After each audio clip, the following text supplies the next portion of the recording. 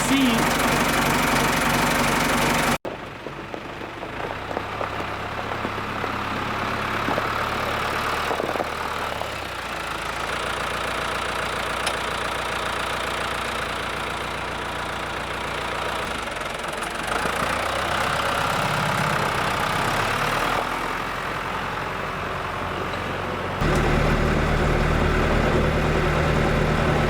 So I got a call from a neighbor of mine a couple of months ago.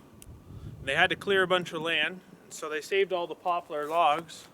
They sawed up a bunch of it themselves until they had everything they needed. So I jumped on an opportunity like this. I don't like to see anything go to waste, so I'll come down here and cut up all their logs and split them for firewood for the evaporator.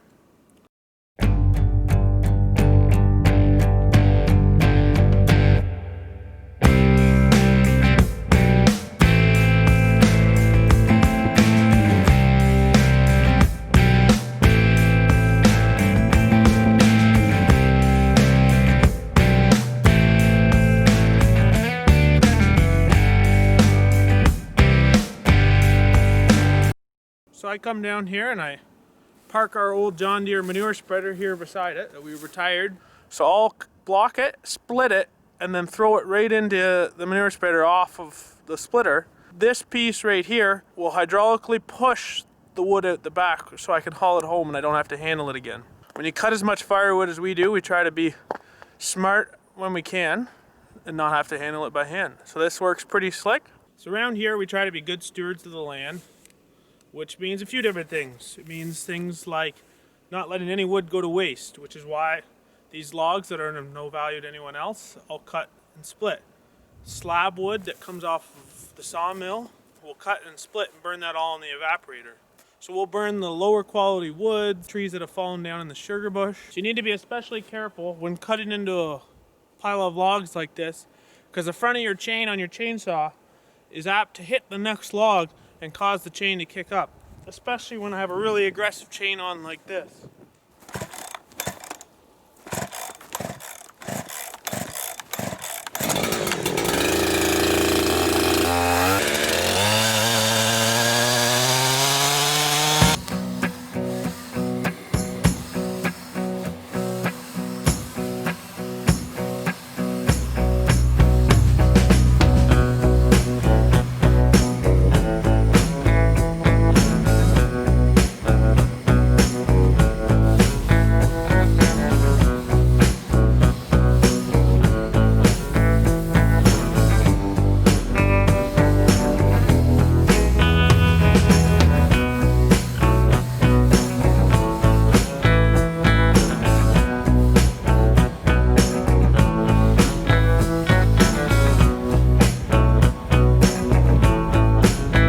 Most people think cutting out of a pile of logs like that is easy, but it's a lot of work.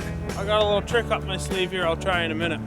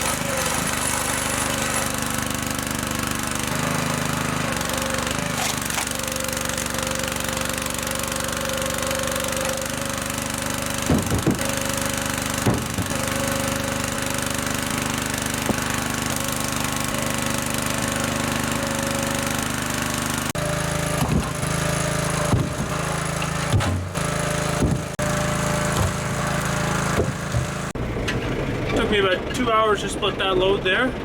Not a huge load, but I'm going to head home and dump it off.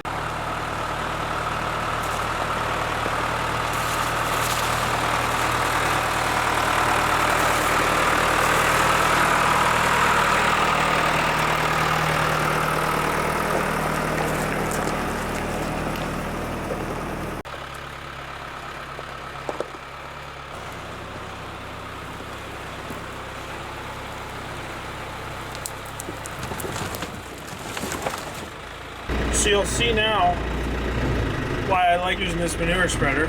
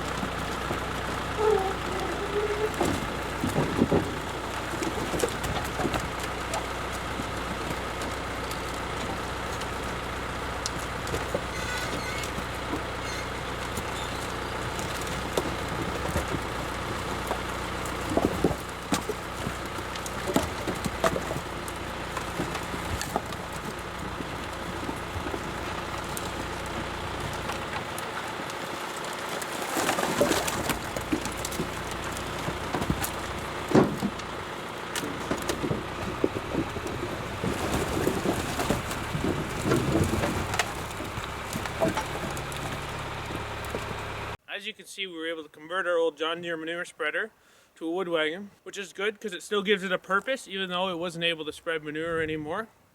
Works pretty slick for stuff like this, and you know, keeps it out of the junkyard.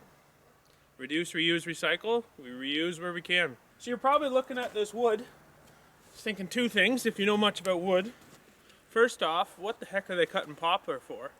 And second, why are they cutting it so big? So this wood is all for our evaporator to make maple syrup. So this is all going to be for the 2022 season. This will dry all year during 2021 and be stacked away in the fall. So we cut it at as close to 24 inches as we can because that's what our splitter will handle. What it means for us is less pieces to handle, meaning it only takes 2 rows of this to get to 4 feet versus 3 rows with a 16-inch piece. And our evaporator can handle up to a 36-inch.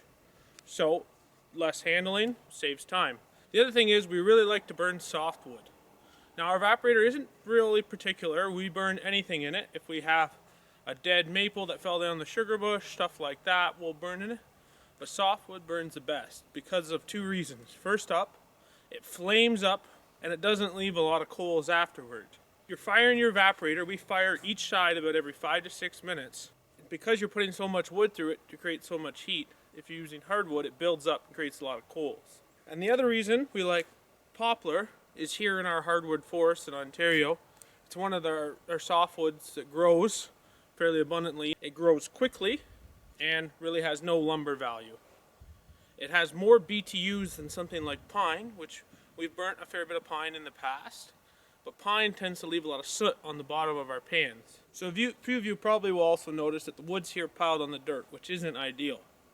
Any of the wood we burn in our indoor wood stove, we want bone dry and nice and clean, so we'll put it on a flat rock somewhere. But with our evaporator wood, we're not quite as worried about the moisture content. It'll have plenty of time to dry, and softwood dries out really quick.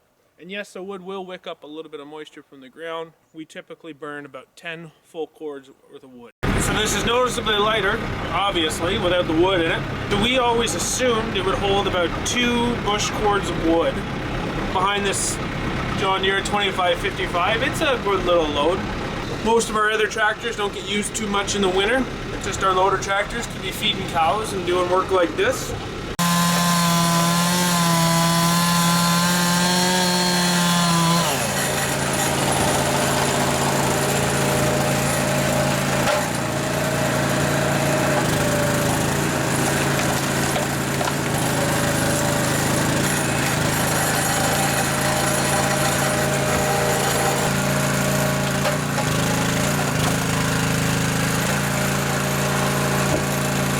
So I said we always assume that this manure spreader held about 2 full cords of wood, but we don't think we ever actually checked. So we just pulled a tape measure out And we measured it at 5.92 feet wide, 71 inches, 14 feet long, and the sides are 2.5 feet tall, but in the middle we stack up at least 18 inches higher than that. So we average it at 3.5 feet. So that's 290 cubic feet of wood. Now there's 128 cubic feet of wood in a cord, which gives us 2.26, but we know that a cord of wood is 4 feet by 4 feet by 8 feet of stacked wood, and this is just tossed in there. So if you apply some sort of fluff factor to that 128 cubic feet, I don't know exactly what it would be, probably 20%. We're right around that 2 cord mark. This is kind of what we just use as a benchmark for 2 cords of wood when we're cutting it for the evaporator. So we are in fact right in the right ballpark.